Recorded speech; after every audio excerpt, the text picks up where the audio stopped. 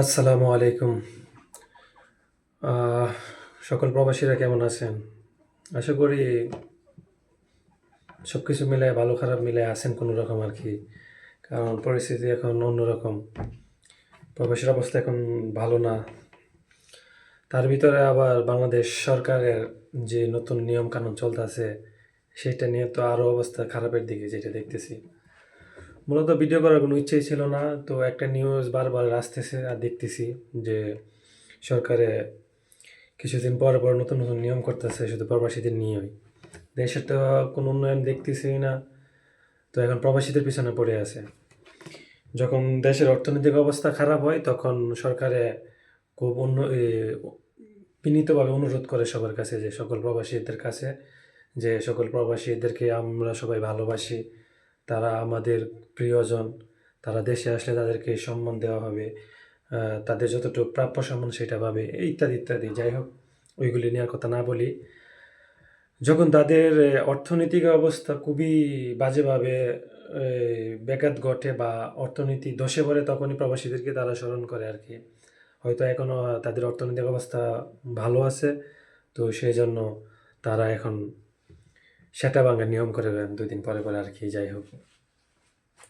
এখন নিয়ম করছে কি যে প্রবাসীরা এ ৩ টার বেশি মোবাইল নিতে পারবে না। যাদের বিএমইটি কার্ড আছে আরকি।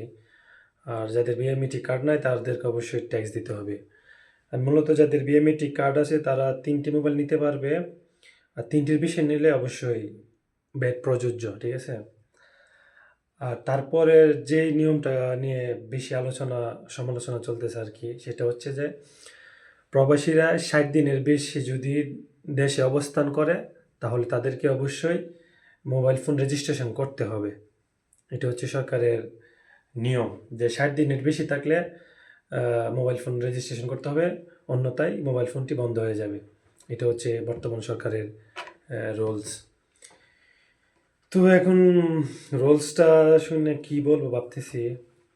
বলতে তো অনেক কিছুই চাই কিন্তু ভালো কথা তো বেশি মুখ দিয়ে আসে না আরকি। অন্য ব্যাড ল্যাঙ্গুয়েজ চলে আসে। তো কি বলবো ভাবতেছি। এই যে আপনারা ভালো, ভালো জায়গায় বইসে এসির হাওয়া খায়ে দেশের মানুষের টাকা খাইতেছেন, বেতন নিতেছেন বসে, বসে। তো আপনাদের সেটার মধ্যে অনেক কারেন্ট হয়ে গেছে। যদি বাংলা কথায় বলি আরকি। যে আপনাদের সেটার মধ্যে এত কারেন্ট হইছে যে কারেন্টের ঠেলায় আপনারা লোড নিতে পারতেছেন না। যে কি করবেন না করবেন বুঝতেছেন না।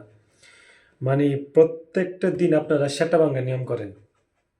এগুলি তো আপনাদের সামাজিক নিয়ম। কিন্তু আমাদের কাছে এটা মনে হয় যে সেটা ভাঙা নিয়ম। যে আপনারা এরকম সেটা ভাঙার নিয়ম করেন যে নিয়ম সবাই মেনে নিতে পারে না আরকি। তো আপনাদেরকে কিছু বলার নাই।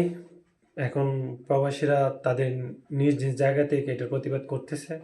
দেখা যাক এই নিয়মটা চেঞ্জ হয় কিনা? নাকি আপনাদের নিয়মটাই চলে, কোনটা চলে দেখা যাক। তো আর বেশি কিছু বলব না। তো এতটুকুই বলব যে আপনারা এরকম সেটা ভাঙার নিয়ম করার আগে একটু ভাইবা চিন্তায় নিয়ম কইরেন, ঠিক আছে?